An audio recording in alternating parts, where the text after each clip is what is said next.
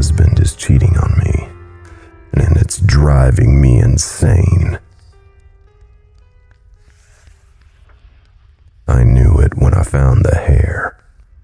While changing the bed sheets, I found a long black hair, curled up right next to my husband's pillow. There's no way it could be mine. I'm blonde. Any idea who this is from? I demanded, shoving the hair in his face. What is that? A hair? I found it in our bed. He looked from me to the hair, then back again. Are you saying, you think I'm cheating on you? Of course, that's what I'm saying. I wanted to shout. There's another woman's hair in our bed, but I swallowed, stepped back, and took a deep breath instead. Do you know whose hair this is? No idea. Maybe from Tanya when she visited. I mean, to be fair, Greg's never given me any reason to think he's cheating. He's a computer nerd who spends most of his time on Reddit or playing D&D. He's attractive, but not an Adonis by any standard. I haven't noticed any missing time, and he doesn't seem overly protective of his phone. But the clues kept piling up. For one, I started finding the hairs everywhere. One on the kitchen counter, another in my home office, a few on our couch. When I emptied our Roomba, there were a dozen or more, all tangled up with the dust. One night I smelled perfume. Greg claimed he couldn't smell it. How could he not? It was really unique. Sweet and floral, yet with a tangy undertone, almost sour. Smelling it made my stomach turn. Another night I went into the bathroom and saw something small and red on the tile. Like a shard of plastic, maybe. That had broken off something. I bent down and picked it up, only to find that it looked like a fingernail. Yellowish, white on one side, red lacquer on the other. But it was so small I really couldn't be sure. Little incidents like this kept happening every few weeks. A hair, a whiff of perfume. Every time I almost had a panic attack. Sometimes I'd confront Greg in a wild rage. Other times I'd just innocently ask him what it was. It depended on my mood, how desperate I was feeling. He continued denying it, and I really, truly started to believe him. I told myself that it was all in my head.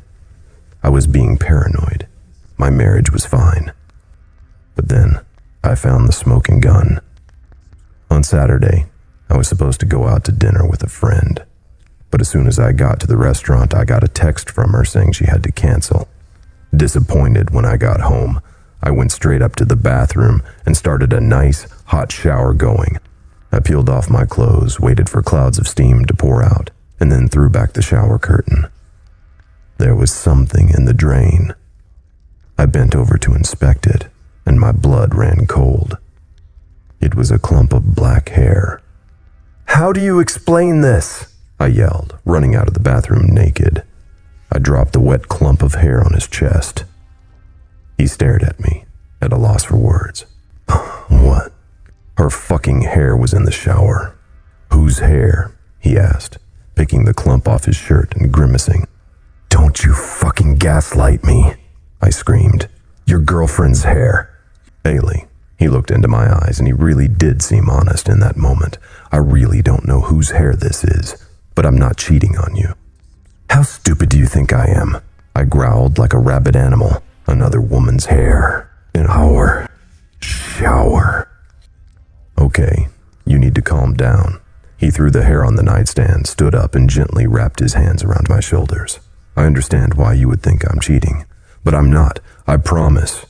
She's in the closet, isn't she?" "What?" I looked down at the trail of water on the carpet, leading straight from the bathroom to the closet. "That's just for me. I just took a shower and went to the closet to get my clothes." I sidestepped him. "Haley," he said in a warning voice behind me, but I didn't listen. I ran across the room, grabbed the double doors, and slid them back. It was empty. I pushed our shirts back, kicked the piles of laundry on the floor, even went on my tiptoes and checked the high shelf. Nothing. "I told you I wasn't having an affair."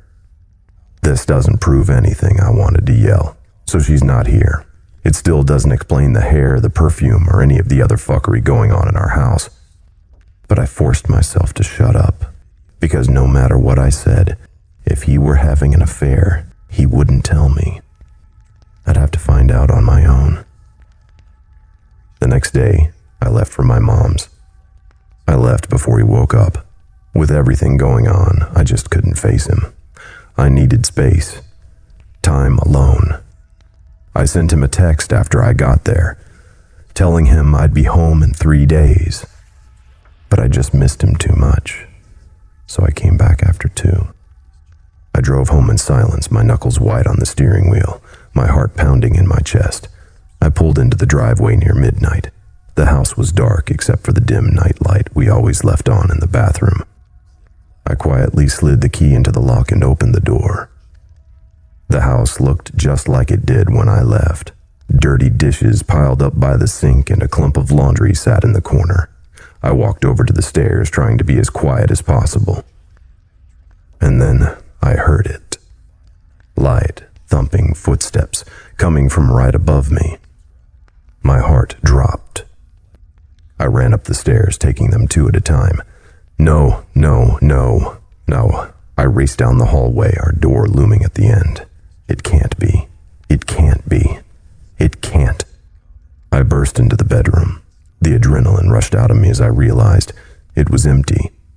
Well, Greg was there, in bed, asleep, or pretending to be. But the room was dark and silent, and everything looked as it should. Did I imagine the footsteps? No.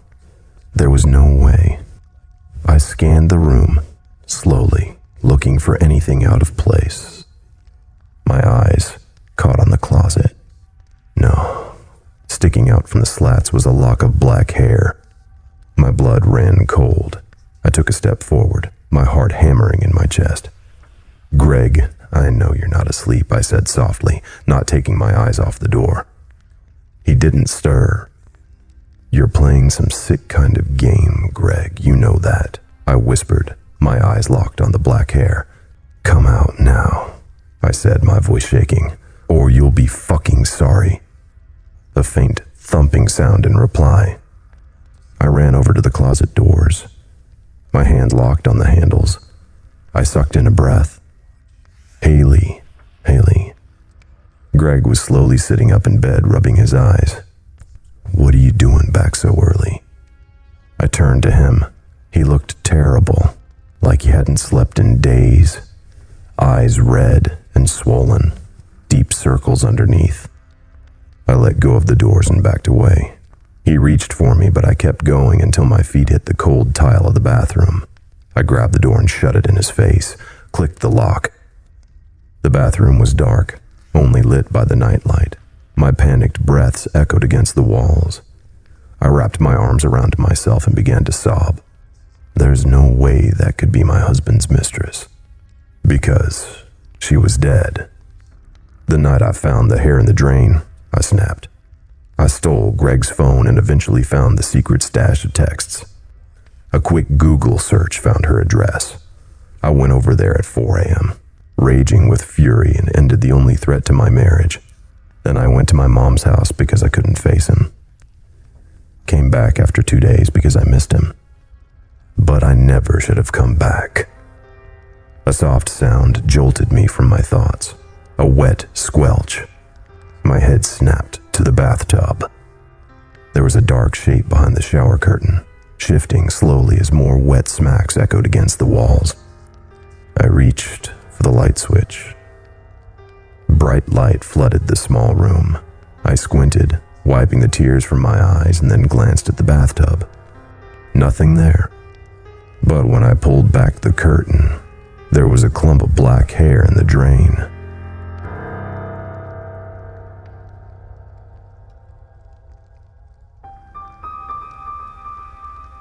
Thank you for listening and delving into the dark with me. I would be so grateful if you please click the thumbs up, subscribe, and leave a comment. The more engagement this video gets, the more YouTube will push my content to others, and thus our twisted little community will grow. All stories read on this channel will be available on Spotify, iTunes, iHeartRadio, and many other podcast apps. Links are in the description. Thank you again for listening, and I look forward to hearing from you.